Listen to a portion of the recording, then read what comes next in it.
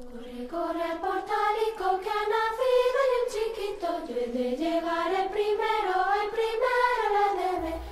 Estos días que transcurren de Navidad, cada vez que habla uno con cualquier amigo, se comenta cómo ha sido barrido Cristo de la Navidad visible.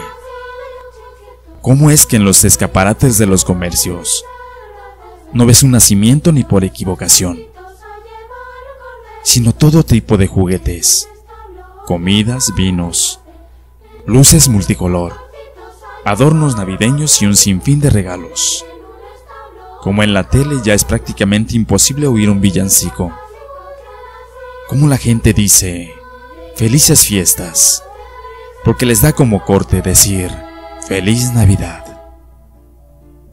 Y yo siempre terminaba pensando dos cosas. Una era el recuerdo de una vieja fábula, y la otra un versículo del Evangelio de San Lucas, que es la frase más terrible que yo he leído y he escuchado jamás. La fábula es la siguiente. Érase que se era un viejo pequeño pueblecito, precedido por un castillo aún más viejo, que estaban situados en la frontera de un país lejano, al lado de un gran desierto. Tanto el pueblo como el castillo eran muy aburridos, porque raramente pasaba alguien cerca de ellos. Algunas veces se detenían a pernoctar extrañas caravanas o caminantes solitarios, pero en cuanto se alimentaban y descansaban, volvían a irse, dejando a los habitantes del pueblecito y del castillo con su diario aburrimiento. Y así hasta que un día llegó un mensaje del rey de la nación informando de que en la corte se habían recibido noticias de que Dios en persona iba a venir a su país. Si bien aún no se sabía qué ciudades y zonas visitaría, pero era probable, o al menos posible, que pasaría por aquel pueblecito. Por lo cual, por si acaso, el pueblo y el castillo debían prepararse para recibirle tal y como Dios se merecía. Esto trastornó de entusiasmo a las autoridades, que mandaron a reparar las calles, limpiar fachadas, construir arcos triunfales, llenar de colgaduras los balcones y, sobre todo, nombrar centinela al más noble habitante de la aldea. Este centinela tendría la obligación de irse a vivir a la torre más alta del castillo y desde allí avisorar constantemente el horizonte para dar lo antes posible la noticia de la llegada de Dios. El centinela recibió el encargo con orgullo, pues jamás en su vida había hecho algo tan importante, y se dispuso a permanecer firme en la torre, con los ojos abiertos como platos. Y se preguntaba, ¿cómo será Dios? Se preguntaba a sí mismo. ¿Y cómo vendrá? Tal vez con un gran ejército, quizás con una corte de carros majestuosos. En este caso, se decía, será fácil adivinar su llegada cuando aún esté lejos. Y durante las 24 horas del día y de la noche no pensaba en otra cosa. Permanecía en pie con los ojos abiertos. Pero, cuando hubieron pasado así algunos días y noches, el sueño comenzó a rendirle, y pensó que tampoco pasaría nada si daba unas cabezadas, ya que Dios vendría precedido por sones de trompetas, que en todo caso le despertarían. Y pasaron no solo los días, sino también las semanas, y la gente del pequeño pueblo regresó a su vida de cada día, y comenzó a olvidarse de la venida de Dios, y hasta el propio centinela dormía ya tranquilo las noches enteras, y él mismo se dedicaba a pensar en otras cosas, porque ya no era capaz de concentrarse solo en aquella espera. Y pasaron no solo las semanas, sino también los meses e incluso los años, y ya nadie en el pueblo se acordaba de aquel anuncio para nada.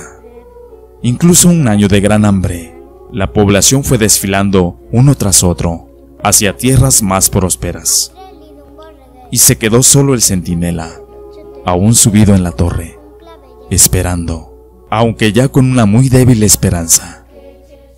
Y pasaban ejércitos y caravanas que, por unos momentos, encendían sus sueños, Pero ninguno era el ejército o la caravana de Dios anunciado.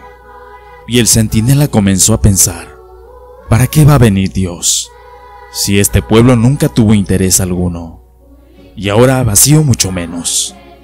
Y si viniera al país, ¿por qué iba a detenerse precisamente en este castillo tan insignificante?